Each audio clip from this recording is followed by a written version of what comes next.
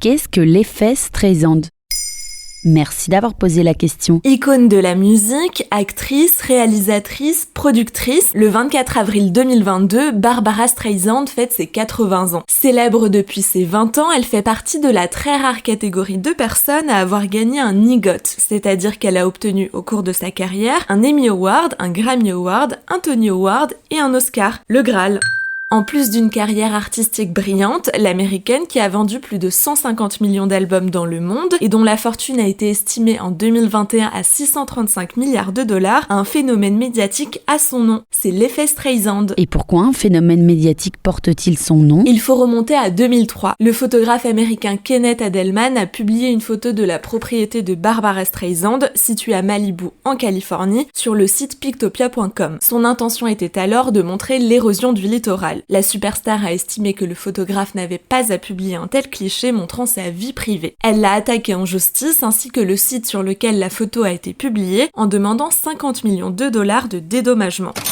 En souhaitant faire retirer les photos d'internet, elle a simplement provoqué l'effet inverse de celui souhaité. Les Américains se sont rués dessus pour voir sa somptueuse villa devenue l'une des plus célèbres du pays. La morale de l'histoire, il est difficile de vouloir garder quelque chose secret. En plus d'un effet Streisand, on parle aussi parfois d'un effet pervers. Mais il a fallu attendre 2005 pour que ce phénomène trouve son nom.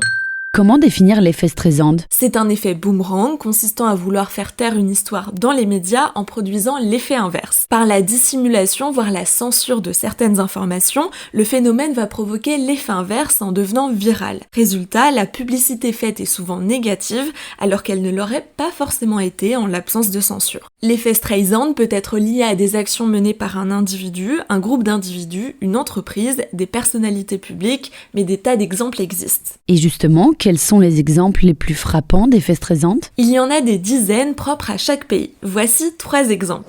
En 2010, Greenpeace a publié un rapport faisant état de la déforestation en Indonésie. Dans celui-ci, la multinationale Nestlé était particulièrement critiquée pour son rôle dans l'achat d'huile de palme et donc sa participation à la destruction des écosystèmes. Pour dénoncer ce rôle, l'ONG a réalisé une publicité dans laquelle elle mettait en scène KitKat, un des produits phares de Nestlé, en utilisant son slogan « Have a break », faites une pause en français, pour les appeler à arrêter leurs actions en Asie du Sud-Est. Le groupe alimentaire a alors demandé le retrait de la vidéo d'internet avant que Greenpeace ne la remette. Et cette vidéo détournée a finalement été vue des milliers de fois. En 2013, Beyoncé était la star du Super Bowl, sauf qu'à l'issue de sa prestation, elle a demandé le retrait de plusieurs photos d'elle d'internet qu'elle ne jugeait pas à son avantage, notamment en envoyant un mail au site BuzzFeed qui venait de poster un diaporama intitulé « Les 33 moments les plus féroces du show de Beyoncé ». Finalement, les images jugées peu flatteuses de Queen Bee n'ont jamais été retirées et sont devenues des mèmes partagés un peu partout. Et tu as un exemple récent ? En janvier 2022, aux États-Unis, Art Spiegelman, un auteur-dessinateur suédois, a vu sa bande dessinée Mouse être interdite par une école. Une énorme polémique a été lancée parce que l'œuvre, reconnue dans le monde entier, a reçu un prix Pulitzer en 1992 pour son récit de la Shoah. L'auteur y raconte les souvenirs de son père, rescapé des camps nazis. Et au contraire, cette histoire lui a fait une sacrée publicité parce que la bande dessinée s'est placée en tête des ventes sur Amazon aux États-Unis. Voilà ce qu'est l'effet Streisand.